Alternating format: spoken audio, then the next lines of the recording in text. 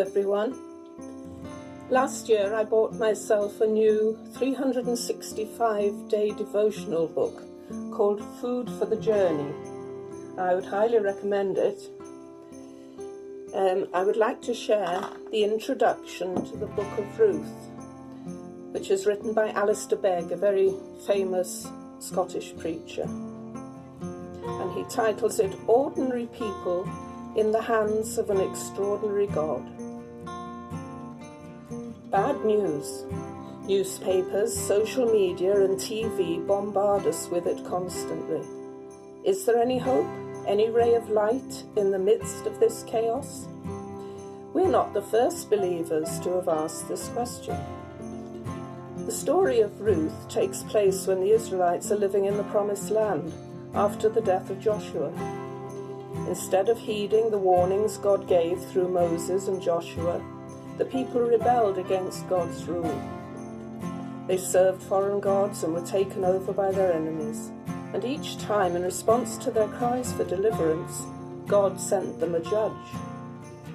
But when the judge died, the people returned to ways even more corrupt than those of their ancestors, following other gods and serving and worshipping them. They refused to give up their evil practices and stubborn ways.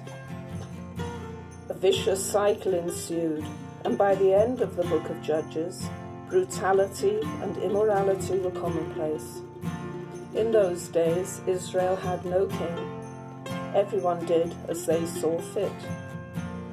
It was in the midst of this whirl of social, religious and moral chaos that the book of Ruth was written, reminding the children of God that there was hope, that a remnant of true faith remained, that God was continuing to work in the lives of ordinary people as they went about their daily chores.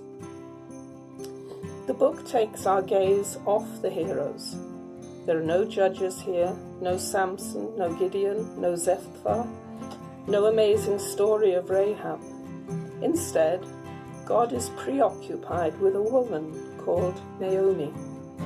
We're given an intimate glimpse into her life, and we witness firsthand God's providence. The book ends with a genealogy, pointing forward to King David, who was a man after God's heart, who would lead the people wisely. But it ultimately points us to Jesus, the great Son of David, the hope of the nations, the light of the world, the Prince of Peace. Today we see glimmers of hope and chinks of light breaking through the darkness. But chaos will prevail until Jesus returns to reign. In the meantime, don't lose heart. Be encouraged, for God is still preoccupied with people like Naomi. In the midst of everything that unfolds in life, in the mystery of His purpose, God sets His love and affection on unlikely people, in unlikely contexts, doing routine things. Quite surprisingly, He chooses to work His eternal purposes out in the ordinariness of the lives of ordinary people. And that includes me and you.